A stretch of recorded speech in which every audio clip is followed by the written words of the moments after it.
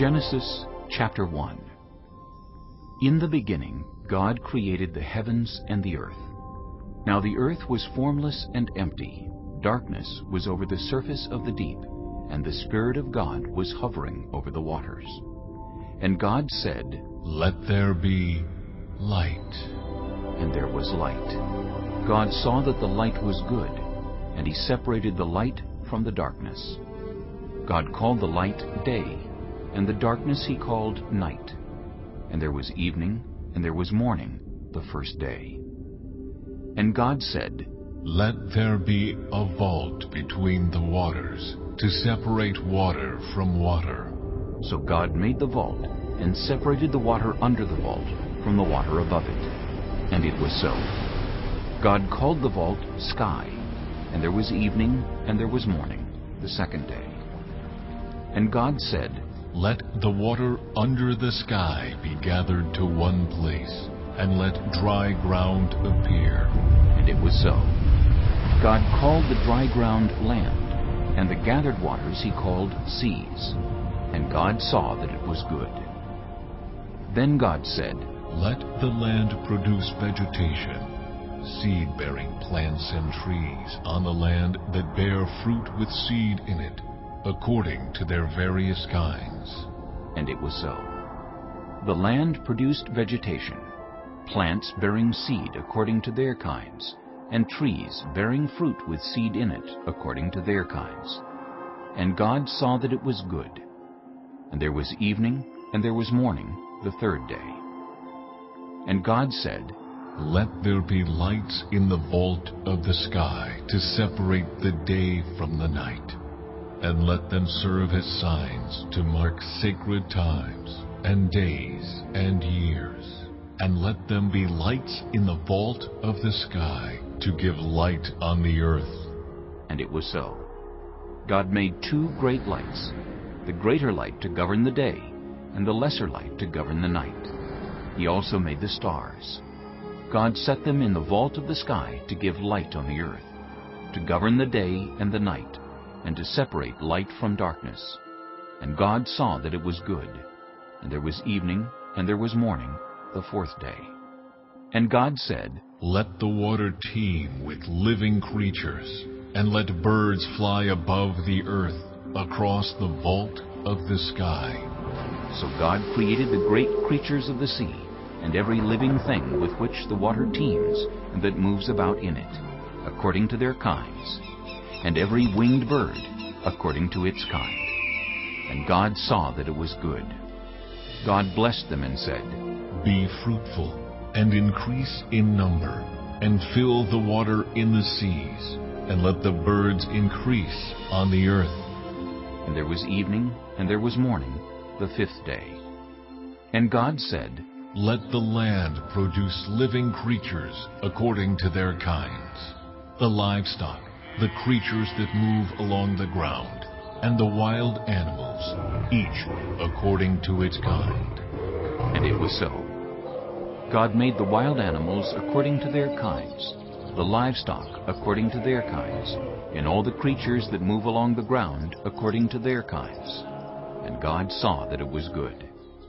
Then God said, "Let us make mankind in our image, in our likeness, so that they may rule over the fish in the sea, and the birds in the sky, over the livestock, and all the wild animals, and over all the creatures that move along the ground." So God created mankind in His own image. In the image of God He created them. Male and female He created them. God blessed them and said to them, "Be fruitful, and increase in number. Fill the earth and subdue it.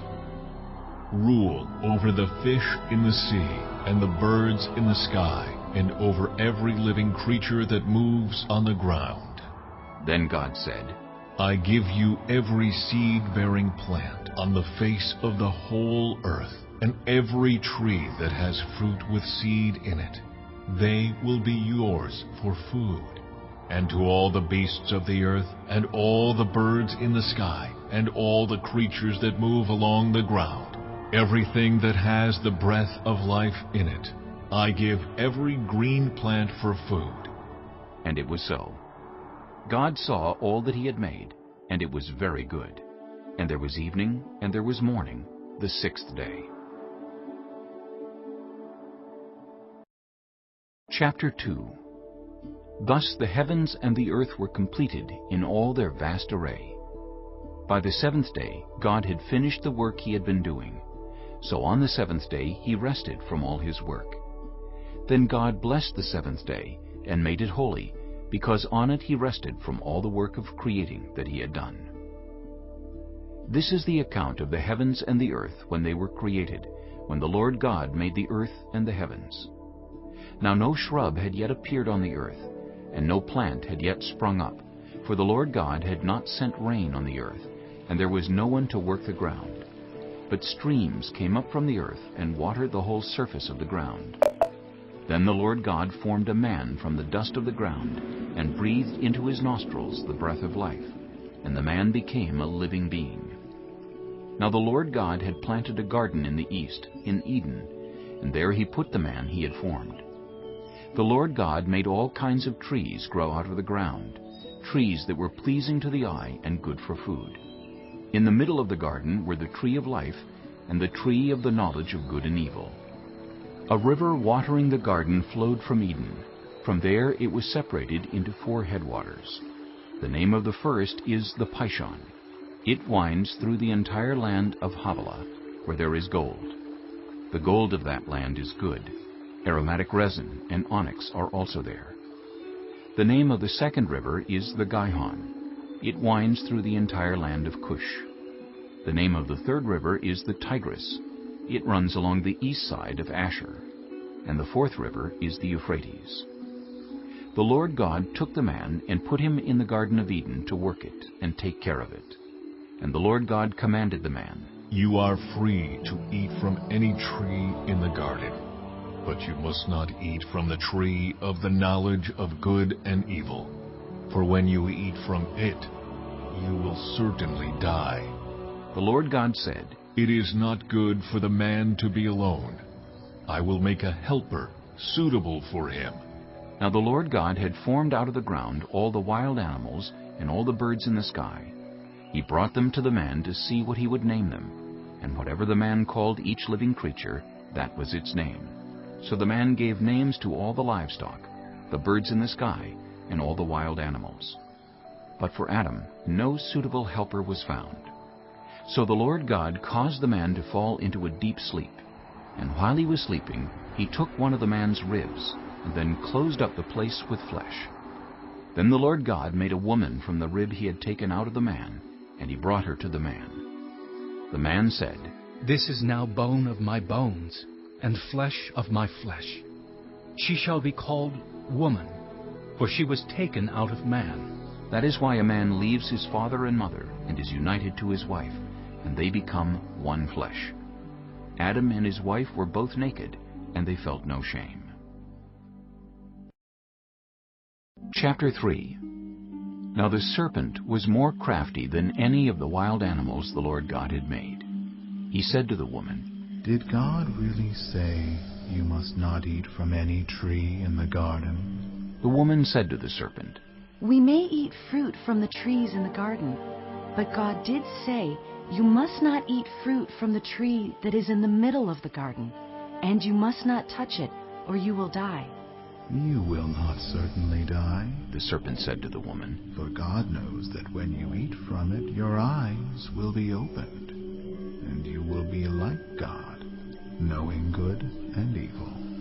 When the woman saw that the fruit of the tree was good for food and pleasing to the eye, and also desirable for gaining wisdom, she took some and ate it.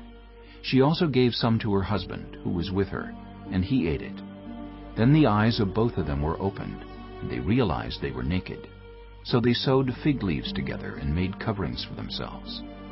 Then the man and his wife heard the sound of the Lord God as he was walking in the garden in the cool of the day. And they hid from the Lord God among the trees of the garden. But the Lord God called to the man, "Where are you?" He answered, "I heard you in the garden, and I was afraid, because I was naked. So I hid." And he said, "Who told you that you were naked? Have you eaten from the tree that I commanded you not to eat from? The man said, The woman you put here with me, she gave me some fruit from the tree, and I ate it. Then the Lord God said to the woman, What is this you have done? The woman said, The serpent deceived me, and I ate. So the Lord God said to the serpent, Because you have done this, cursed are you above all livestock and all wild animals. You will crawl on your belly, and you will eat dust all the days of your life. And I will put enmity between you and the woman, and between your offspring and hers. He will crush your head, and you will strike his heel. To the woman he said, I will make your pains in childbearing very severe. With painful labor you will give birth to children. Your desire will be for your husband, and he will rule over you. To Adam he said, Because you listened to your wife and ate fruit from the tree about which I commanded you, you must not eat from it. Cursed is the ground because of you. Through painful toil you will eat food from it all the days of your life. It will for you, and you will eat the plants of the field. By the sweat of your brow you will eat your food until you return to the ground, since from it you were taken. For dust you are, and to dust you will return. Adam named his wife Eve, because she would become the mother of all the living. The Lord God made garments of skin for Adam and his wife and clothed them. And the Lord God said, The man has now become like one of us, knowing good and evil. He must not be allowed to reach out his hand and take also from the tree of life and eat, and live forever. So the Lord God banished him from the Garden of Eden to work the ground from which he had been taken. After he drove the man out, he placed on the east side of the Garden of Eden cherubim and a flaming sword flashing back and forth to guard the way to the tree of life. Chapter 4.